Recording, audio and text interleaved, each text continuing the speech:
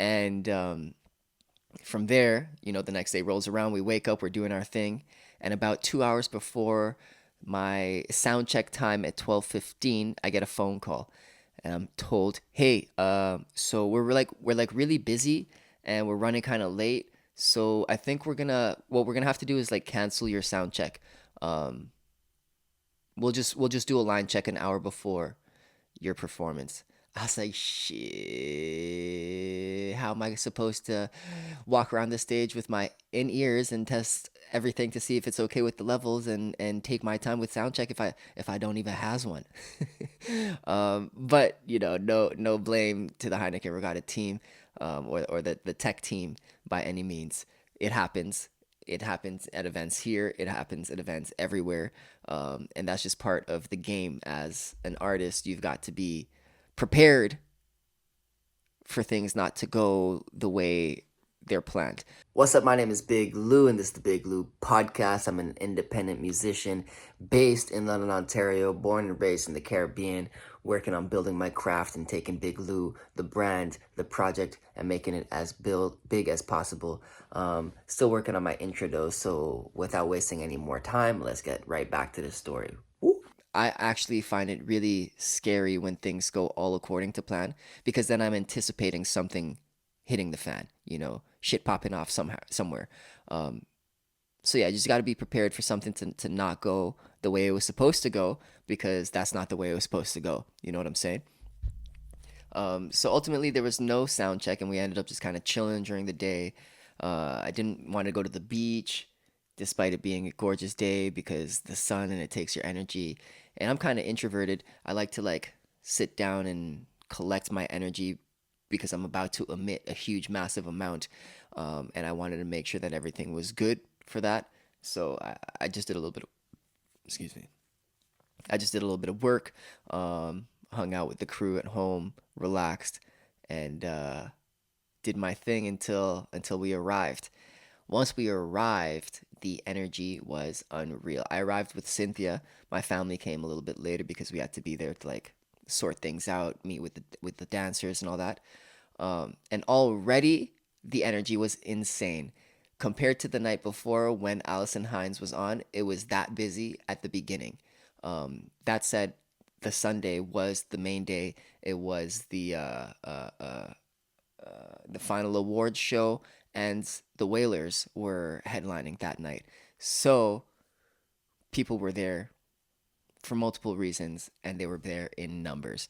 Um, and we felt it. We felt it. We got to walk through the crowd as we went to backstage, um, because I didn't know about the secret backstage entrance. But that's besides the point. Now I do know of it. Um, and we got to hang out there in the green room, chill a little bit. They had some food, they had some drinks. And then as the dancers came by, we actually went and rehearsed right behind the stage. Um, ran through our routines a little bit, fine tuned the different things that we needed to do, built our confidence, had a little pep talk, final moments of bonding before we actually took the stage, and that was really a lot of fun too. I got to connect with different artists from St. Martin as well, which was a lot of fun. There was Tamelia, shout out to Tamelia, shout out to King James, shout out to Kenyo. Um, um, I ended up seeing DJ Outcast. I saw a couple of guys from the Orange Grove team. Um, it was dope. It was dope. It was dope. We had a lot of fun, and it really felt like it was another level of performance that I was able to hit my career, and I'm so grateful for the experience. And at that point, we didn't even go on stage yet.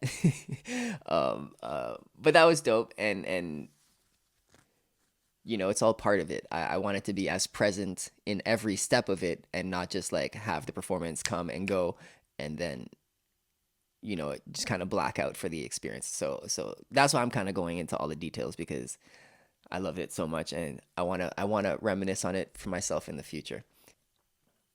But because I didn't have a sound check or a line check, I was going up onto the stage without kind of like really being prepared.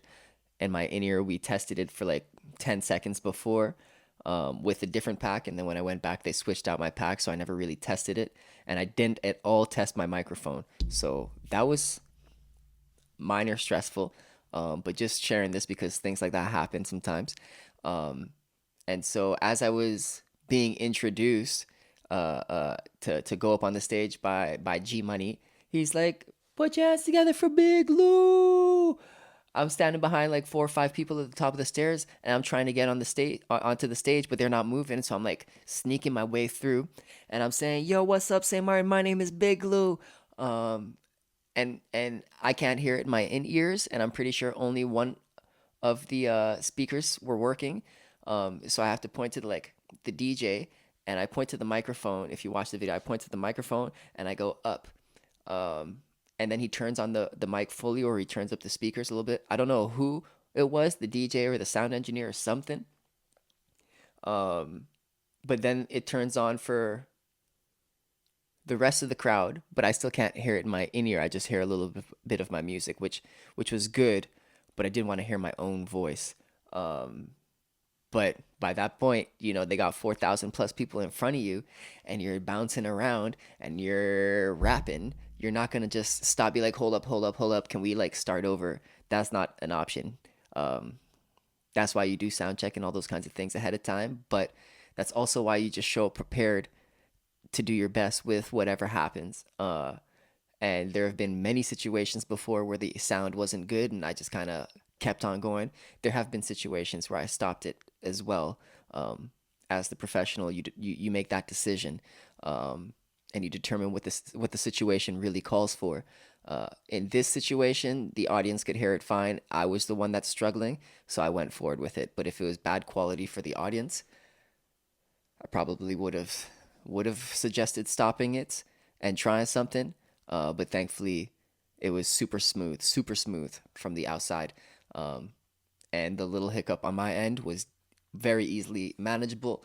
Once again, just sharing it because things like that do happen, and you're gonna have to make these decisions on the fly. Um, One cool component of the performance outside of the dancing, which I'll get into briefly just now, was my dad's suggestion of throwing merchandise into the crowd. So in between two of the songs, the dancers grabbed a piece of merch each, three T-shirts, and they threw them into the audience. It was dope fan engagement. People got really excited. So if you do have merchandise, consider doing that. It's pretty dope. And then you can point people towards your merch table afterwards if they wanted to get some there on their own. I didn't have merch to sell that day, but that's just an idea in terms of maximizing potential ways to make profit.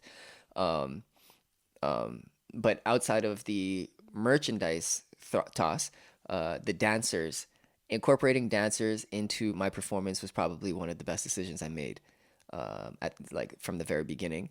Um, and I suggest, or I shared how integrating the Canadian influence with my girlfriend, my partner, um, with local St. Martin talent, really created a very interactive and engagement and high energy performance that I think resonated with a lot of people. The whole rehearsal experience was dope. The whole performance piece was dope. Connecting afterwards was a lot of fun. And now moving forward, when I go back to St. Martin and do other things, I know who to reach out to, and it can only grow from there. So that network is expanding, which I'm super thankful for. Um, um, Truly.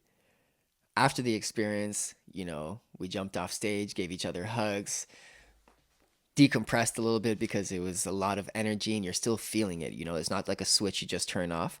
Um, Even though you like walk away from it all, it's still there and it's still resonating in your body, and it's really cool. So it's something that you want to hold on to and cherish because it does eventually fade. Um, but after that, we decided to go into the crowd, reintegrate with my family. We saw some friends there, gave them hugs, celebrated with them a bit. They were all super ecstatic. We took some photos, big hugs, big hugs, um, and received a lot of compliments. I'm not gonna lie, it felt super nice. Even if we didn't, we would have been proud of what we did, but it was cool to see it resonating with so many people in the audience. They were, some of them were our friends, our families, and then some of them were people that we didn't know that were just in the audience that came up to us and they're like, "Yo, that was awesome. Thank you for doing that. Thank you for sharing. Thank you for being here. It's a shame your set wasn't longer." Those kinds of things. So really, really, really cool experience to see the amount of people that were in the crowd and then to be in it and then to feel that love. So definitely something I want to keep on doing, connecting with the audience a little bit more if I can, even if it's on a bigger stage like that, because the intimacy is beautiful and it does change the experience. Um, After that, though, the kiddos had to go home, so I walked my parents and them to the car. And then I met up with my sister and Cynthia again afterwards, and we were able to catch the rest of the show. We got to vibe out to Orange Grove. We got to vibe out to the Whalers. I got to see them from the side of the stage as well. I didn't actually meet any of the Whalers, but we were front and center watching them for most of their set. I also went to the side stage, like I said, and I got to catch some content from there too, which was really cool. Um, and it was really nice being able to bond with my sister and with my girlfriend in St. Martin. The work was done. We had a little bit of time to relax and do our thing, and we maximized that experience absolutely for sure. Um, she had to leave the next day. Cynthia did. So on Monday, she flew off back to Canada, and I stayed until Wednesday or Thursday. I think it was Thursday. So over the next couple of days, I did some more work around the island. Um, um, and while doing that, I ran into a couple of other people that happened to be at the event. And so they stopped me. They started talking to me. They're like, "Yo, this is really cool that you're doing that."